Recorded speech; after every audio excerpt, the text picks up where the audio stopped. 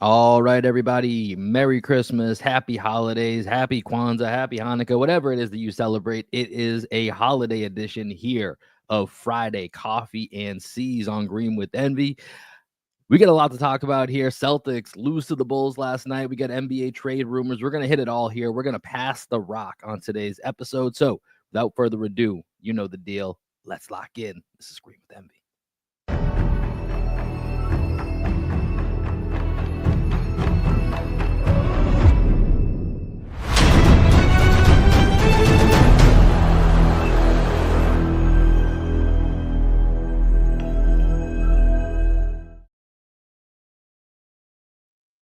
What up, what up, what up? Welcome into another edition of Green with Envy. As I mentioned, it is our holiday edition of Green with Envy here on a special Friday Coffee and Celtics. As always, this is your boy Will Weir checking in. How you doing? How you living? Joining me as he does each and every time, my best friend, co-host, and the coach of our podcast, the one and only Greg Manakis. Greg, out a little bit late last night. How we feeling today? I'm hurting, man. I'm a little tender. A little Brother. tender. A little tender. Yeah. Just gonna be very transparent with the audience. I have not had the opportunity to watch the game from last night, so Will's gonna kind of walk me through what happened. I did see some of the clips. As I'm talking right now, I realize that I don't even know if I'm ready to talk. I might vomit because I had way more drinks last night than I had. Like, I was out at a quota dinner, so for my company. Shout out to everybody in my company that hit quota. We got together in Austin, Texas, at this place called the Guest House, and I can be the life of the party when I have like a couple drinks in me. So I was throwing back the old fashions. I was drinking old fashions. I probably had about 5 old fashions, Okay. and then I also had what was the Sounding like last when I thing met Big Poppy. yeah, I didn't try to post up Poppy though. The last thing I had was an espresso martini, which was actually pretty great. But the Interesting. Guest House That's Austin, that's great I'm gonna food. be honest, that's a hell of a change up. That was the last thing you had? Yeah, dude. They just brought That's out a espresso wild martinis for call. everybody. That's a Yeah, wild call is the they brought last them out for 'cause, everybody, and I was like, I guess I'll have one too. like, I know espresso martinis are like I feel like they're the hot drink in the streets these days, or at least, like, I don't know, I feel like it's like a pumpkin spice latte. A lot of people are drinking espresso martinis these days. Not a huge fan personally, but that's fine. But I do feel like with the espresso component, like that's a start of the night. If you're gonna not be just drinking espresso martinis all night, that feels like a start of the drink night. End of the drink night, that feels like a wild move. Well, let's be real here. This was at the final drink was at like 8:30. So I think there were Okay, people okay, that were okay. That's good context. Good. That's important context. Okay. yeah, the dinner was from 6 to 8. I stayed until like 8:30. So I'm wondering if people were continuing the night. But I needed to go home. My ride was going home. So shout out to my guy Mikey Sinclair, who's also a big Celtics fan, listens to the pod.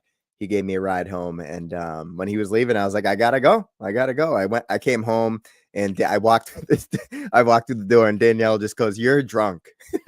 Like, yeah, Just one of those ones where yeah, it's and I'm like, probably oh, still drunk right I now. know you so well. I know you entered the room like Kramer. You're shit faced right now. I can immediately tell what's happening. Well, Mikey, appreciate you getting our guy home here. If you are here watching today, please let us know some more details about the night in the chat, and everybody else that's getting settled in. Please, we might need your help on this one. So if you guys have any questions, you guys have anything you want to bring up for us here, please get that going. And then a quick programming note before we start to pass the rock here on this Friday morning. This is likely the last podcast we'll have before Christmas. However, the day after Christmas, December 26th, we are going to be live on the Bleacher Report app as well as here on our YouTube channel, 5 p.m. Eastern, 4 p.m. Central. We will have the full recap for you of Celtics Sixers on Christmas Day, as well as we'll have a few other nuggets in there as well. Want you guys to kind of send us some questions in advance. We want to make sure that we can make it as interactive as possible. So if you guys have kind of some mailbag questions, make sure you send that to us either on our DMs and any of our socials, or you can actually even email us celticsnoise@gmail.com. Greg, I know you got our Reddit going right now, so you can message us on Reddit as well. Do you know what that handle is? Is it just Green MB Pod or? No, that's just my personal Reddit.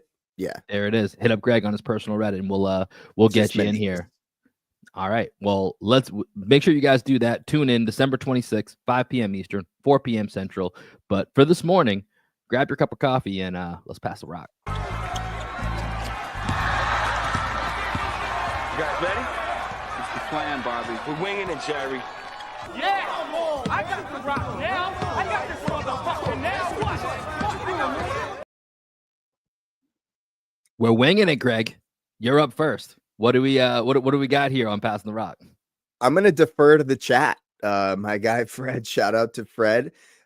He says, "Was this Papa G's first night post baby?" Yeah, man. I think it technically was. I mean, it's probably like the first night I've gone out without Danielle and quite some time. That wasn't just like, at this point I'm 35. Most of the times I go out, I'm going to a friend's house, like for dinner or something. Like Right. that's like what going out is these days. Yeah, Danielle was home with the baby the next time. So this was a good kind of trial run because Will's bachelor party is in January in Dallas when the Celtics and Mavs get together, and I'm going to be leaving Danielle and baby for the weekend. So I think this was a good opportunity for her to get used to it. And it didn't go well, not going to lie. When I got home, like Danielle, she said, "You're drunk." And it wasn't like "you're drunk, ha ha ha ha." It was like "you're drunk." Like you left me with the baby and like you come home and you're all drunk. And I guess she had like a rough night with James. He just like wasn't really feeling just being with her. I guess he was like super fussy. So she was a little frustrated. So I tried to pretend that I wasn't. And that just doesn't go well because Will knows. Will, what's the first sign for the audience? What's the first sign for me that I'm like shit-faced? One eye goes up and to the left, the other eye kind of goes down and to the right, and then they kind of rotate back and forth a little bit. Yeah. My eyes, Your eyes are a dead don't giveaway. lie. You're like you need to be like Snoop Dogg with sunglasses. Like Snoop Dogg when he has sunglasses on, looks like he hasn't aged a day. Takes those motherfuckers off and it's like, oh, Snoop's like 60. Like you can tell that it looks different. That's how you are basically. It's like a comedy sketch where you have your sunglasses. Like, oh, this guy's very normal. Take it off. Oh, he has two lazy eyes. Like that's basically what you're looking at. Yeah. So that gave it away right away. And then let's see, she was watching when I got home. See if I can like actually remember what she was doing. I was like, I want to watch the Celtics game, but I was too drunk. I knew that I wouldn't be able to like remember anything. So I just like went on Twitter, went on Blue Sky, just like looked to see what was going on. I think she was watching Gossip Girl and she was eating maybe ice cream. Yeah, I don't know, but I pretty much passed out like right when I got home, and then I tried. So James, at like 1 a.m, I think James started crying, and I tried my best. I was still like shit faced. I went in there and I realized like as I stumbled into his room that I should not pick him up because I was still drunk. So I was just like patting him on the back and really trying to get him to be quiet and chill out because I knew she was still upset, and it didn't work. So I had to go back into the room and I was like, babe, like I would pick him up, like I would get him a bottle, but I'm just gonna be real with you. Like I'm still pretty drunk. Yeah, that's not a good. That's got to be one where it's like I know this is a bad move, but it's the only move right now. Yeah. So she was like, "No, it's fine, and she fed him, and then he was fine the rest of the night. But shout out to Fred, appreciate you, man. Merry Christmas, happy holidays to you. Shout out to Cool Genuine Phil, also in the chat. Shout out to you, my man. Well, let's do this then, Greg. Here, so last night while you were at dinner, Celtics take a surprising L, 117 to 108 against the Bulls. From the little bit that you pieced together, tell me, I'll fill in the blanks, but give me the canvas that I'm working with here. Well, you texted me and you said it was a rough Jalen night. So that's like the first hint that I'm going off of. So just like peeking at the box score, it looked like Tatum played well, and then everybody else kind of struggled to some degree. But I saw the technical foul situation. I saw Jalen's comments. I saw Joe's comments, and it looked like it was a close game. The technical fouls kind of led to the Celtics just falling apart and kind of letting go of the rope at the end of the game. So that's kind of what I'm working off of right now. And I'm trying to ask myself, do I want to go back and watch the game, or do I just want to pretend like it never happened? Because for me, it hasn't. So I'm going to be honest. You probably don't need to go back and watch this one. It's strange. The fourth quarter was the strange part. I would recommend maybe going back to watch the fourth quarter, because that's where this one falls a little bit off the beaten path of kind of a normal Celtics loss. Like, we'll talk about the refs here in a second, because I think that's where a lot of people went to, as that's where Celtics lost the game. The ref stuff was stupid. I'm gonna straight up just say that. Like, it was ridiculous, but it's not why they lost this game. They lost this game because they shot 25% from 3 on 56 shots. Like, that's when you lose basketball. I mean, literally last night, when you look at this game, overall, from a, just from a statistical complexion, the Bulls just flipped the script on us of what we normally do, and they won the 3-point line. They shoot the second most threes behind us in the league, and they made 5 more of them last night. So they're plus 15 from the 3-point line. And this is something I want to talk about later when I bring up the NBA Cup and OKC, is that math problem. This is how you make it a real issue. The Bulls only shot, the Bulls shot 36.5% from 3. That's good. That's not like mind blowing, right? Like, they were 19 of 52. Celtics were 14 of 56. You're not going to win many games minus 15 from the 3-point line, because then just that math, you got to make up a lot of twos or a lot of free throws to be able to do that. Celtics were plus 6 when you combine those two together. What do you get? You get a 9-point loss when you combine all of those things together. So that's a big part of where this game was lost. And the Celtics didn't turn the ball over, right? So that's where, when you look at the fourth quarter and you isolate it, Celtics were up 6 heading to the end of the third. They give up, and this really kind of set the tone going into the fourth. Taylor Horton-Tucker gets kind of an easy layup at the end, just kind of cutting through the defense, just a weak defensive possession for the Celtics to cut the lead from 6-4 right at the end of the third.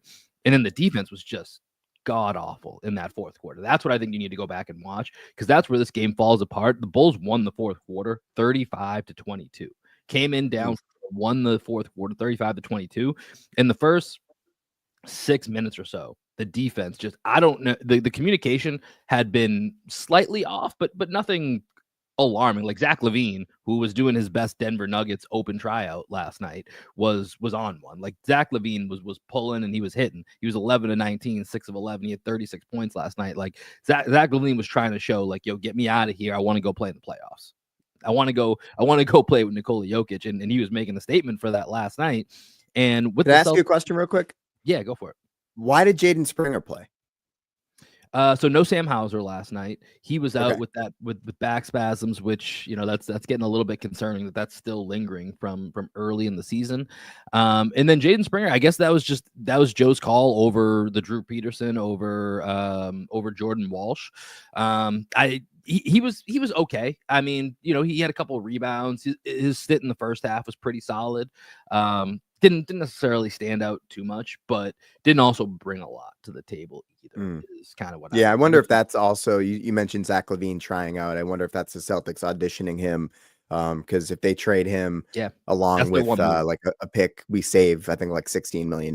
So I bet that's probably what that was, just a little audition for him, like they did with Banton last year, try and get him an opportunity to play elsewhere. Lamar Stevens, same thing that they did with Lamar Stevens last year. A guy who's just like, they gave him a shot, but it's just not going to work here in Boston. He didn't earn a spot here in Boston, and they'll save some money. Yeah, and so I think that's definitely part of it as well. Like, when someone's out, throw them in there for a couple minutes, see if you can get a little boost of value. But ultimately, the fourth quarter is where this game falls apart. The Celtics, this felt like a game the Celtics, maybe they'd be searching for that shot they just couldn't hit at the end, and they'd lose by a couple. But this is the first time the Celtics lost by more than 6 all season, right? And going to that technical section, so the Celtics were down 9. I believe this is with probably about 4 or 5 minutes left when this whole technical situation broke out. And they're down 9. They start to make a comeback. I believe it's either 99-95 or 99-96 when there's a loose ball, and it's right by the Celtics bench. Both Peyton and Jalen go to grab the ball to create a tie-up. Ref calls a tie-up and then points to Peyton instead of Jalen, which, I feel like it's supposed to be, I guess, first person that had their hands on the ball. I haven't gone back in depth to watch. I feel like a lot of times refs get that wrong, or it's a toss up, and it's really just not that big a deal. But immediately, Jalen and Peyton kind of react like, no, that should be Jalen, not Peyton. I think it's first Io DeSumo, and Joe at that time came onto the court. Joe came onto the court, and I think that's usually, I don't know that he said anything, just kind of got in the ref's face, came onto the court, ref tees him up. Jalen didn't like it. Bulls get a free throw. We come back down the other end of the court. Jalen continues to, talk with the ref. Sounds like based off his post-game interview that he was, he's the captain. He's allowed to talk to the ref. Sounds like it didn't really cross the line, but it became one of these, almost like dealing with a child, where if you say again one more time, you're going to your room. And Jalen said again, and then he got technical. So that came from there. And then Tatum, about a minute and a half later, he fouled him. I don't really understand. The Tatum one didn't make any sense. Like he did foul him. I don't know what he said. It didn't seem like he should have got a tech. I don't really know if there was something said that we didn't get more info on, but those 3 techs, general composure failure, defense in the first 6 minutes just being atrocious. That's kind of where I feel like this game was lost, especially when you look at it where they only had the 4 turnovers and every other statistic is pretty close. Like, it was surprising to see it all fall apart the way it did in the fourth. It's one game after a long time off, which even Al Horford talked about the day before. Like, this is a little too long. Like, we've been needed to get more competitive. So I'm gonna look at it as a wake up call. I expect them to bounce back on Saturday against these same Bulls. But for you, Greg, when you go back to look at it, that's where I would focus on is kind of that end of the third quarter into the fourth, where it felt like the Celtics were about to grab momentum, give up an easy layup, and then that poor defense just rolls right over into the fourth quarter. Yeah, and I wonder how much of like the high emotions with the team has to do with Jalen's situation. For those of you that Right. haven't heard, Jalen Brown's mother's house was robbed. Did you realize Emile Jefferson's house was also robbed? I did see that, yeah, and he lost his championship. Dude, this is wild. And this is so. In case, and I didn't really notice this until I think it was it last week or 2 weeks ago that Joe Burrow's house got broken into on Monday Night Football. Apparently, this is a real thing that athletes' houses are getting broken into while they're playing their games or they're on the road. Bobby Portis of the Bucks, this happened to. There's a few other NFL players. I know recently.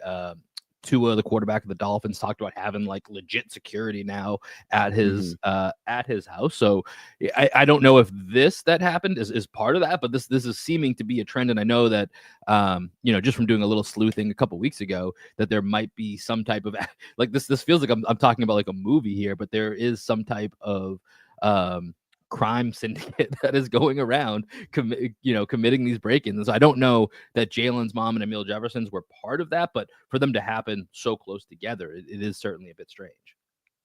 Yeah, it's pretty crazy. The first time I had heard about these robberies was actually a UFC event in France, where Cyril Gane, who was the heavyweight champ for a little bit before John Jones came back, his house was broken into when he was at an event. Like everyone knew that he was gone from his house fighting, and he was out of town, came back, and his house was broken into. That was the first time I ever heard about it.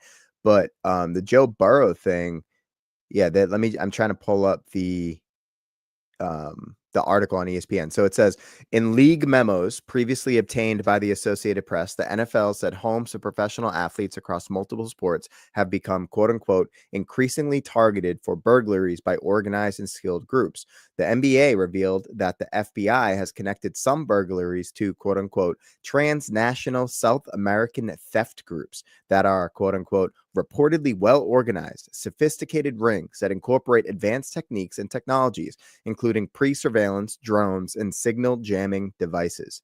Some of the burglary groups have conducted extensive surveillance on targets, including attempted home deliveries and posing as grounds maintenance or joggers in the neighborhood, according to officials.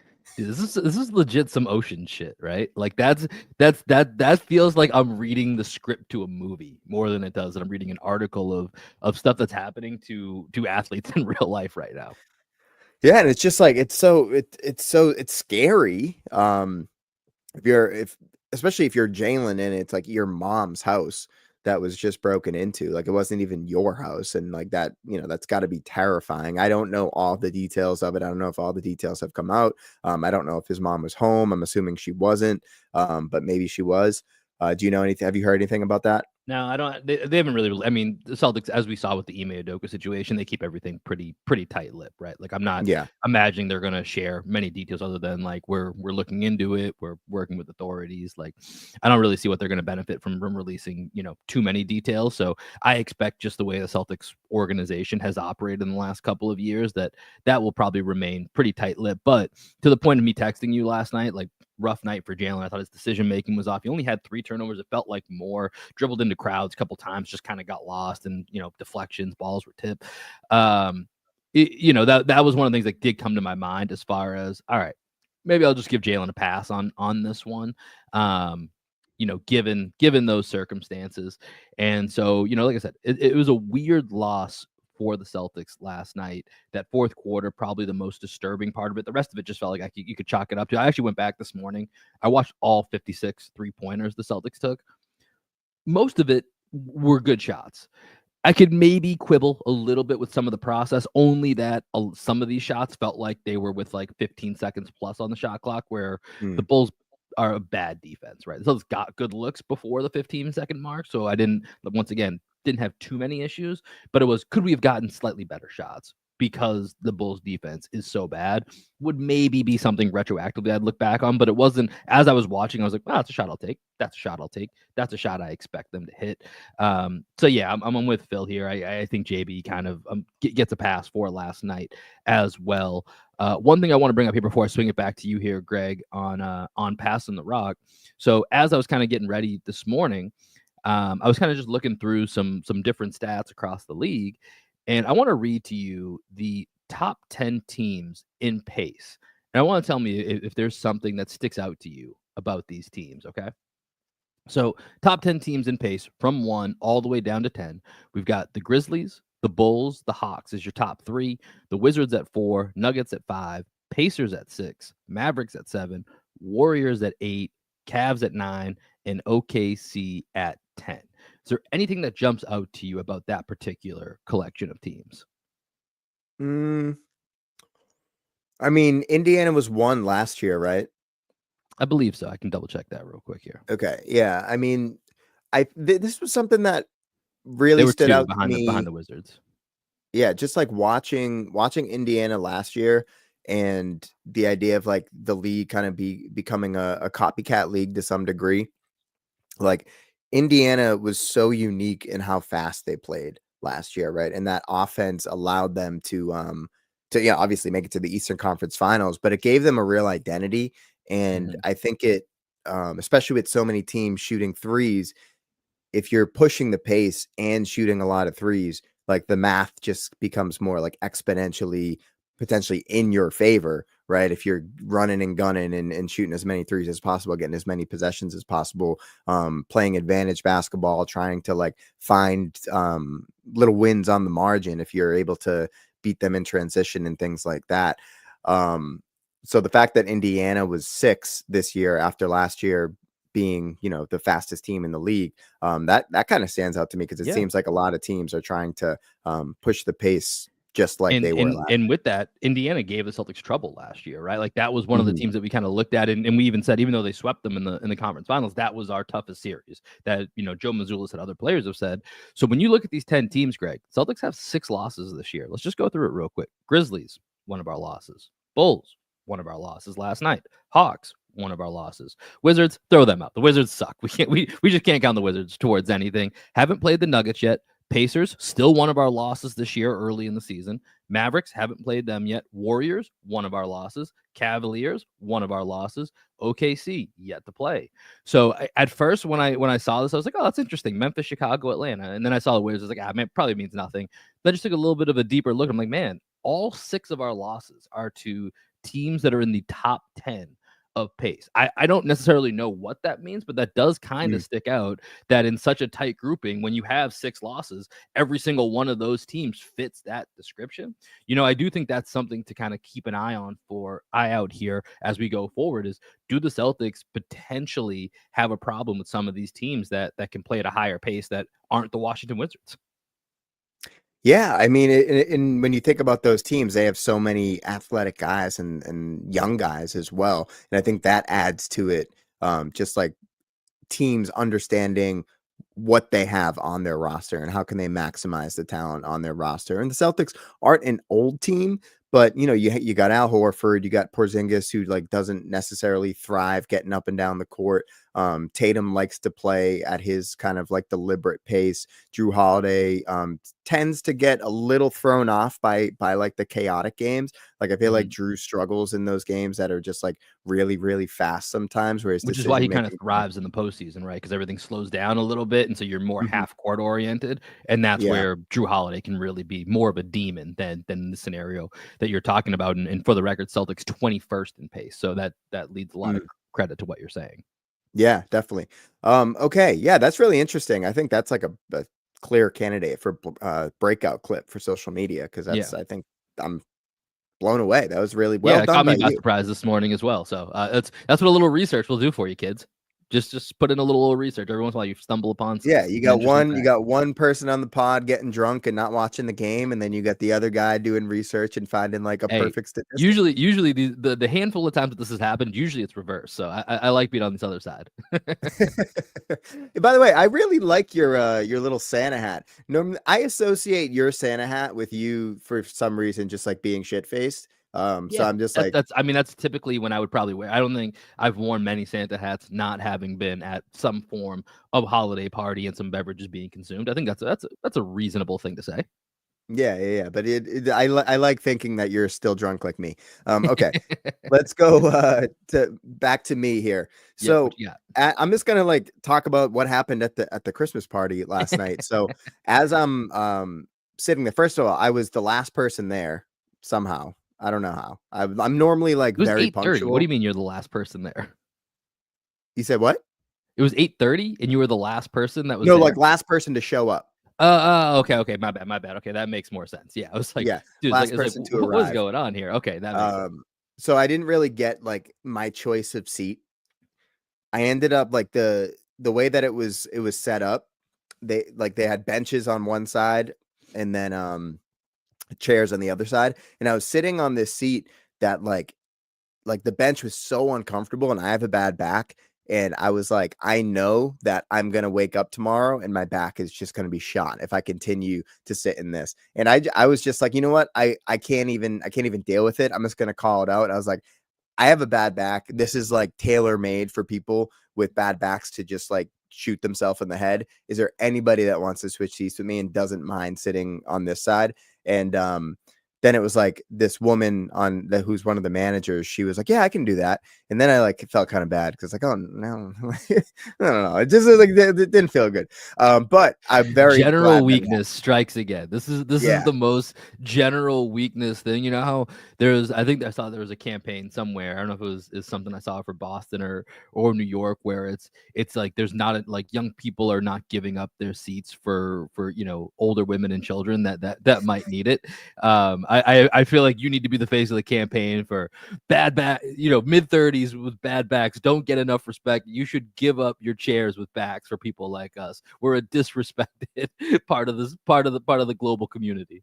Oh yeah, man. It was pretty embarrassing, but I'm glad that it happened because my back is definitely sore from just like sitting in that seat for the first 15 minutes before I finally mustered up the courage because I was so courageous in that moment to ask. But I was on the edge of the table, right? And there was probably, I think it was 6 people deep, and then there was like another table to my left.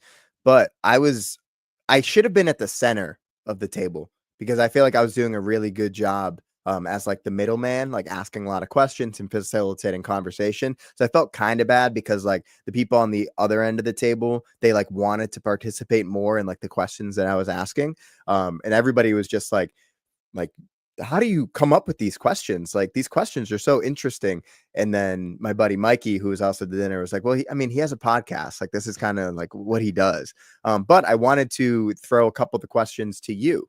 And Let's first see what you question got. that people really liked was, Will, if you had a podcast, obviously not about the Celtics, if you had another podcast, what would your podcast be about? What would your other podcast be about? That's a good one. What would it be about? So the first thing that came to mind is I would need to find like the shows that I really like that I watch on television. I really like I gravitate towards trying to find podcasts of people who then talk about that show. Mm. And then not always is that the case. So that would be something that I would love to do, is be the host of a show where you deep dive on certain television shows that I find very interesting, right? So that's one thing that kind of jumped to my mind. And specifically, I really love the show Shrinking, and nobody fucking talks about it, and it drives me nuts because I think it's one of the best shows on television. And people need, if you don't have Apple TV, I get it. Like, not everyone has Apple TV, but Apple TV is, in my opinion, becoming the new HBO. Like, they make really quality content, probably not as high level as the top level prestige of HBO, but they just continually turn out quality. And Shrinking is absolutely an amazing show. I think it's one of the best shows on television right now. And if you have Apple TV and haven't watched it, shame on you. Go watch it and then DM me and we can talk about it, because clearly I have thoughts and opinions and I want to talk about it. So that was the first thing that came up to me that I think that I would want to host a separate podcast about. What were some of the answers that you got, just to get my brain flowing here? Yeah, for sure. So people that are in the chat right now, Cool Genuine Phil, Fred, if you guys are still there, let us know what would your podcast be about. So the general manager of sales, he said rugby, which was cool. So he's from Wales. And so that just got us talking about like his interest in rugby, and then like other people started talking about other sports that they like. This one girl on my team, she said that it would be about like healthy eating and like wellness tips. Another person said, no one's done that before. And most people were like, yeah, it wouldn't be about like it wouldn't be about sales. That's for damn sure. It wouldn't be about education, those technology. are the worst. I hate. Okay, let me ask you this: do you have, and now that you're in the sales world, so I've been in sales, and for 12 years now, basically since I left college, and I do everything in my power to not be a stereotypical sales guy, because I fucking hate them. I hate people that are sales is their life and it's their personality. Literally, those people are the fucking worst. Like, I don't have it in me to give it to John Ralphio. Yeah, they're just the absolute worst. Do you have anyone like that? That obviously don't name names, but do you know the type that I'm referring to? Have you come across this yet? I do. I don't really see anybody that's really like that. Like, obviously at work, people are like, some people will share some stuff that's like sales tips and whatnot, but nobody like ride or dies for sales. But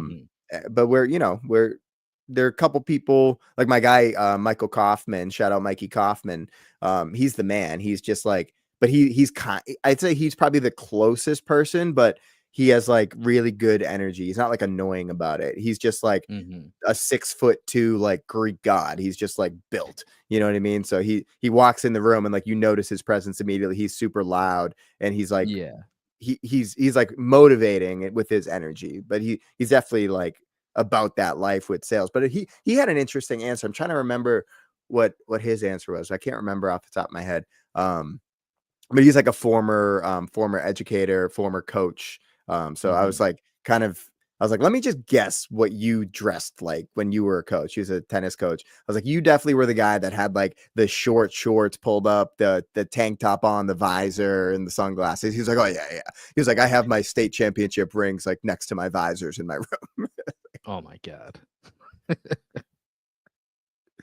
Yeah, that's all tracking. That sounds about right. That's a good question though. I do like that question. I think that's a good, maybe we can start adding that to some of our guests when we bring them on. Yeah. especially if they don't have a podcast. I like that question. All right, I'm gonna swing the rock back to me. I'm gonna go back to we're going back and forth. We're playing tennis right now between Yep. holiday party and basketball. So I'm gonna bring us back to some basketball here because last night with the Celtics playing the Bulls, one of the things that I was starting to think about was obviously, I mentioned it, Zach LaVine kind of doing a open tryout of telling the Nuggets, hey, I heard you guys are interested. You guys looking for someone that can maybe make some shots and help you guys not lose to the Portland Trailblazers? Maybe it's me. Maybe I'm that guy that can come do it. And he had a hell of a game last night. So let's just start there. LaVine to the Nuggets. How does that grab you as a headline over the last couple of days? I like it. I like Zach LaVine. I've always liked Zach LaVine. It would have to be Michael Porter Jr. So they're losing Right. some significant size there, but it's not like Porter Jr. plays like he's 6'11", right? He plays like he's 6'6". So I don't think they necessarily lose that much on the defensive side of things. So I would imagine if he slots in there, I personally, if I were the Nuggets, if they get Zach LaVine, I would start Westbrook. I would go Westbrook, Murray, LaVine, Gordon, and Jokic. I think like that makes a little bit more sense to me than like Christian Braun. Obviously, is like a really good defender, and I think he works Like he well. might But I think close some games because of his defensive ability, right? That's the thing is like whatever you start with, you don't have to commit to as that being your closing five, and you could kind of then feel the game out and be, hey, Peyton Watson is the good matchup defensively on. We're playing the Suns, and he's not going to stop Kevin Durant, but he's our best chance at stopping Kevin Durant is maybe Peyton Watson right now, or it's Christian Braun going up against, whoever it might be. And then you can kind of alter those lineups around that. Yeah. Yeah. And I think just like the type of player that he is, he just injects so much energy into the game. Obviously, Westbrook does the same to some degree. But I just think like Westbrook he's been good for the Nuggets, and he's been good starting. They have a good record when he starts. So I would consider that. I don't think Murray. I don't think he's a good enough point guard, man. Like I know they run their offense through Jokic for the most part, but I still think Westbrook is, he's used to being that guy. And I think he's doing a good job with the Nuggets, getting them into their sets and things like that. So I would personally start Westbrook at the point. And I think I would just do this anyway, even if they didn't make the trade. I would shuffle him into that starting lineup there. And I think the Nuggets should probably make that trade. I think Zach LaVine on the Nuggets makes sense. Michael Porter Jr.'s injury risk anyway, so I think you're getting a nice talent there. Yeah, and it's just I think LaVine just gives them more juice off the bounce, right? Like that would be the biggest addition, right? Would be, hey, it's not just a Jamal Murray and Nikola Jokic 2-man game. If we can do a LaVine and Jokic 2-man game as well, and that was one of the biggest things that LaVine was doing last night was pulling off of coming around screens as the ball handler or catching off of a screen, and he was just lightning quick with his release from deep. So I think that was like once again part of his audition to the Nuggets. But Greg, let me ask you this here. I texted you this before I knew you had a holiday party last night, so I don't know if you have a name ready for me, but there's, it's trade season here, right? Where we're getting all the rumors that are starting to come out. Jimmy Butler's agent and Shams are beefing. We've got, just different. Dennis Schroeder was already on the move earlier this week. Is there a name that is potentially on the trade market that really intrigues you to see where they go? And once again, just for the audience, Celtics, or this is not going to be this is more going to be how it affects the Celtics outside of what the Celtics can do, because other than Jaden Springer, there really is not a move the Celtics are going to make or can make based on a whole bunch of other reasons. So they're not going to be super interesting. But I think around the league, what teams do to try to counteract the Celtics will be kind of fascinating. So is there any names that jump out to you? And I got one in mind, but I want you to go first here if you have one that jumps out to you that you want to keep an eye on because of where they go could influence what happens later in the season. Not necessarily because of how it could influence what happens later in the season. I'm just interested to see what happens with Zion. I think Zion getting traded, I don't know where he would go, but he's not going to stay in New Orleans. So I would imagine they have to trade him. Like if they got to do something. They have so many people. I saw this morning. I mean, they were talking about waiving him. Yeah, that's insane. That's nuts. But this is the thing is like, I don't know, between him, Brandon Ingram, I saw a rumor just before we came on here. I didn't have a chance to look into it. CJ McCollum to the Bucks. I don't even know how that works logistically. Yeah, that's a weird one. I don't know how that would work logistically, and I don't know how much merit there is to it. Just saw it briefly while scrolling, but then you've got basically for them, it feels like almost everyone is available, right? Like I think they said except for Trey Murphy and maybe they have a rookie Yves Messi that's been playing well. Like I Herb don't know, Jones. there's such a mess of a team right now that they've got to make a couple trades just to feel like they have a direction, because the direction of a Zion and Brandon Ingram led team is clearly not where this is going. So I think they need to shift. I don't know what that's going to look like. The Zion move, I mean, if he can get on the court, that's fascinating. I just you just got to get on the court. It's Yeah. I don't know when that's going to happen. I mean, I'd like to see him. Maybe it's a 3-team deal somehow, but I'd like to see him in Miami. Just because they have like the conditioning program that they have there, and like Pat Riley is like, you have to be in Right. shape He's not before going you to fuck play. around with it. So I think that that's could a be good one. cool. Throwing him We got into one Heat Open there. from Phil in here. Torrey Craig interests me as wing depth. Phil, I'm assuming you're talking about for the Celtics. And yeah, I would say that would be a potentially interesting move. I'd have to look at contracts. Once again, any move the Celtics make is going to be basically they have to find a way to match Jaden Springer's salary dollar for dollar is basically what would have to happen. And so it's going to be really tough, really tight for the Celtics to do anything. So I think if you're the Celtics, you're just locking in on we're just going to be the most consistent team. We're going to have that continuity. That's where all of their championship hopes kind of lie. For me, the person that I think is really interesting, and I think we've talked about him before, and I don't think you're a big fan of this person, but I think in the right place, I really like this person as a fit that could really accentuate certain contenders, and that's Cam Johnson. I think Cam Johnson. So for me, and this is where I think you and I sometimes disconnect on like guys that I really like. It's like I really like Cam Johnson if he's like your 5th, 6th, or 7th best player.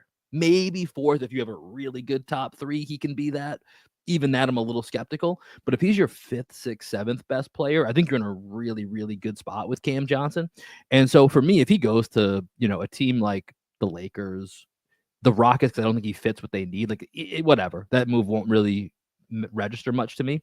But I think if a guy like Cam Johnson, there's 3 teams I've identified that I think I would definitely raise my eyebrows and be intrigued to see what this could mean, is if he ends up on either OKC, Memphis, or Cleveland. Like I think those are 3 teams that could all use a little bit more shooting. And, for Cleveland, this is about them staying big. Cam Johnson's about 6'8", 6'9" in that wing spot. Not a great defender, but this is kind of the Michael Porter Jr. thing. He's long, right? If you're gonna be average on defense, just at least be big, right? Like I'd rather you be big than be a 6'3", 6'4" guy. So 6'8", 6'9" gives you that shooting that Cleveland needs. Memphis, same kind of deal, right? He'd be probably their 4th or 5th best player. Give them a little bit more shooting, give them size. And then OKC, who we saw in the NBA Cup, like once you get down the line from Shea and Jalen, like it's kind of they have a lot of options, but it's a lot of hit or miss options, right? And so right now, Cam Johnson is shooting 48% from the field, 43% from 3, 86% from the line, 18 points per game on a Nets team. He just had 33 last night. That's a little bit more frisky than we expected. And that's why they're getting rid of Schroeder. They're probably going to get rid of Cam Johnson, maybe Dorian Finney-Smith.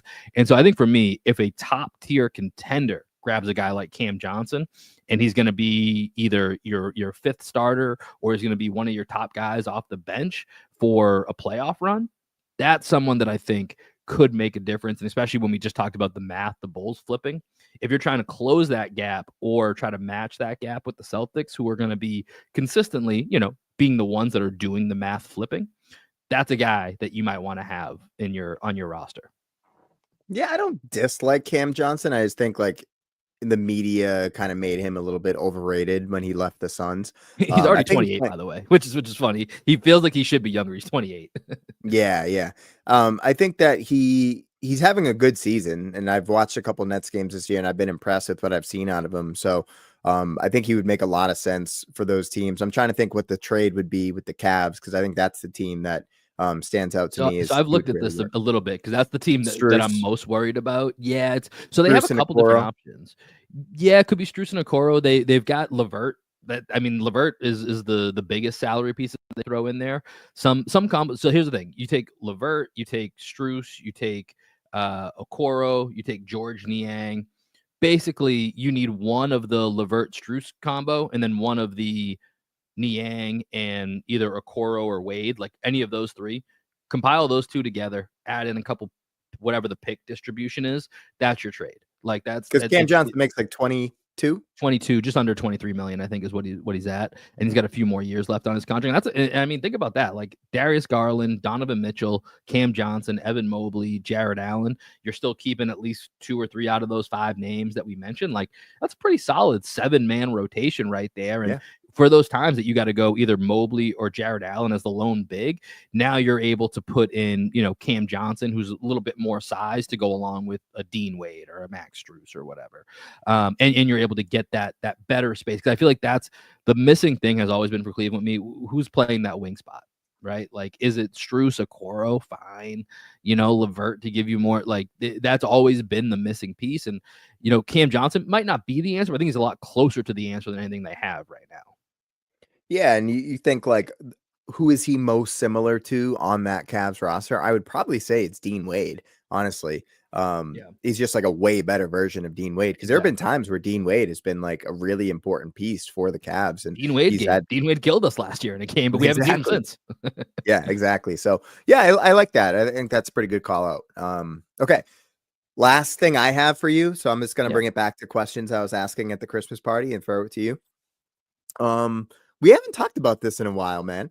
Appreciate you, Phil, with the tip there. Shout out, Merry Christmas. Shout out to our guy Phil. Merry Christmas, Celtics Nation. Just spreading the Joe Mazzulla joy here. Just wanted to make sure that we didn't run out of time here, and he could wish us a Merry Christmas. Appreciate that, Phil. Top 5 celebrity list updated, man. I'll give you mine right now. So this is like all time. Not you can go current or all time. Jane Fonda. Okay. Kate Beckinsale. That's a hot start. Monica Bellucci. Tippi Hedren. Halle Berry. Okay. That's a pretty good list right there. That's not bad. That's not a bad list. That's all. That's all time. When I did this list last night, I wasn't the first person to go, but one of the people at the table, I forget who it was, kind of like brought up the Hall Pass movie, and the idea of like meeting a celebrity and like the secret list and all that. And they mentioned Liz Hurley. So Liz Hurley definitely, Liz Hurley in the 90s, definitely up there. So she'd probably be like when I make the top 10, but Jane Fonda in her prime, man, like, I don't know if it gets better than that, but I'm gonna give Phil another shout out here, because he's got one that I got on my list here, and that's Halle Berry. Halle Berry is gonna be. I said Halle Berry. Oh, did you? Sorry. Someone called me and I missed 2 of the names you said on there. So, okay, let me say it again. I missed that. Okay. Let me say it again. Give me your 5 again. Jane Fonda, Kate Beckinsale, Monica Bellucci, Tippi Hedren, Halle Berry. Okay. That's a pretty wide ranging list. A lot of older names on there too. That's a classic list right there. Yeah. All right. Let me think. I'm doing this off the cuff here, so I would also agree with Halle Berry. J Lo's on mine. Big J Lo fan. Newer name, Ana de Armas. Unbelievable. Let's see who else we got on there. Who's that? Who else would be Ana de Armas? So yeah, she's in. I'm trying to think of like there's one movie. Well, she played Marilyn Monroe in the Marilyn Monroe movie. She was in Knives Out. She was in. Oh, she kind of looks like she kind of looks like what April Ludgate. A little bit. Well, I was thinking Aubrey Plaza might be on my list as well too. This is tough. I'll throw Aubrey Plaza for the sake of time. I'll throw Aubrey Plaza on there as well, and then I feel like there's someone that I was thinking of recently, and I'm blanking on who else it would be right now. I got a couple more names I'm going to throw out there. Throw them out there. Sydney Sweeney was like a big hit with Around the Table. Yeah, that feels too. I was thinking of her, but I'm like, that's too in the moment. Like, I think that's yeah. So Adria Arjona. Is that the girl from Hitman? Yes. Okay, it's a good choice.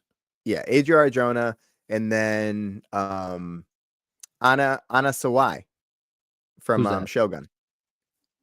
Ooh, that's a really good choice. Okay, I'll add her. I didn't know her name, so that's one that I'll add in there. I like that. That's a good one. Okay, I like that. Good questions, Greg. See, this is why you, and I get this too when people are like, "Oh, hey, you like this is like you're good at conversation," and then someone will jump in, "Yeah, it's a podcast." I get that a lot too as well, like when that comes up. So maybe this is helping our professional selves in our other lives. But Definitely. last thing here, and then we'll get out of here. An NBA Cup happened, championship. Bucks beat the Thunder. Kind of a re-coming out party for the Bucks here. OKC, I mentioned it briefly. The 3-point percentage, SGA didn't have a great game. Jalen Williams didn't have a great game. So what they kind of got to figure that out. I don't want to get into the game, but I did want to come up with one final solution that I heard. I think it was from Worldwide Wob, and it might not have just been him, but I really like this as an idea for the NBA Cup going forward from an incentive standpoint. I don't like when people are like, "Oh, you got to get like an extra draft pick." Where I'm like, why are the players going to care about draft pick? Like it might be replacing them if anything. You know what I mean? Like there's too many pitfalls to it. I think the guaranteeing that you get a top 6 seed is a little too much for like an in-season for a tournament that takes place in the first quarter of the season. That's too much to weigh on it. But what I do like is because this game does not count in the regular season standings for the Bucks and Thunder. But what if this game only counts for the team that wins? So therefore, they have 83 games played. Everyone else in the league has 82. You get an extra win. And what it does is it defaults to being a tiebreaker for you that you have in your back pocket down the road. So whether you're vying for the 1 seed and hey, you get an extra, we both finish with 56 wins. Well, now I have 57 wins. I have a half game lead. I get the 1 seed. You get the 2 seed. Should have won the NBA Cup. Maybe it keeps you out of the play-in, puts another team into the play-in tournament. You get the 6 seed. They have to take that road of playing the 7-8 game to just get into the playoffs. So I really like the idea of it giving you that half game advantage that you have in your back pocket down the stretch without it really fucking with too much of the season and being too over incentivized for such an early season tournament. But I think that's been probably the best idea for added incentive that I've seen so far of some of the tweaks that can be made here for the NBA Cup. Let me make a little tweak to that. Yeah. Why don't we just do, so former teacher here, sometimes you do like a extra credit quiz where if you got a better score than you did on the actual quiz or test, you just switch the scores, right? So you just switch your worst loss of the season, throw it out. All statistics from that game, throw them away.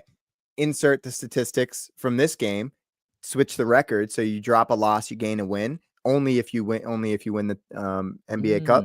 Similar idea, right? You get incentivized with that extra win, but you also drop the loss here. So I don't know how that would affect the percentages. It would probably affect the percentages more than just adding an extra game. Yeah, most likely. Yeah, I think that would. So that's interesting. I think I wonder, but then how does that work for the other team? That I mean, like, you know what I mean? Like if you're switching out. Yeah, no. I mean, like, so I guess you're saying, so like, let's say in this situation, the Bucks are switching out one of their losses for a win. Mm-hmm. So now in the game that the Celtics beat them, I mean, I guess it's not directly tied to a certain game, so it doesn't affect the other team that you're. Yeah. No, that's interesting because like, could you theoretically pick the team like a head-to-head with the Celtics? Like, I don't want that game to count because now it gives the Celtics an advantage. No, I think it's just like purely on maybe the statistics argument. Throw that away that I just said. But the record. So you just like literally just switch the number. So instead of 55 wins, you get 56. Instead of 15 losses, you get 14 losses. Okay. I like it. We're coming up with ideas here. I think the NBA Cup has some momentum. I like where it's going. Let's keep it going, NBA here. We got LeBron, we got Giannis with NBA Cup championships. So maybe it will mean something. We'll see.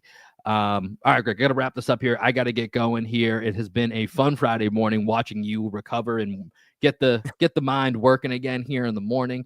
Again, everybody that joined us here, we appreciate you guys.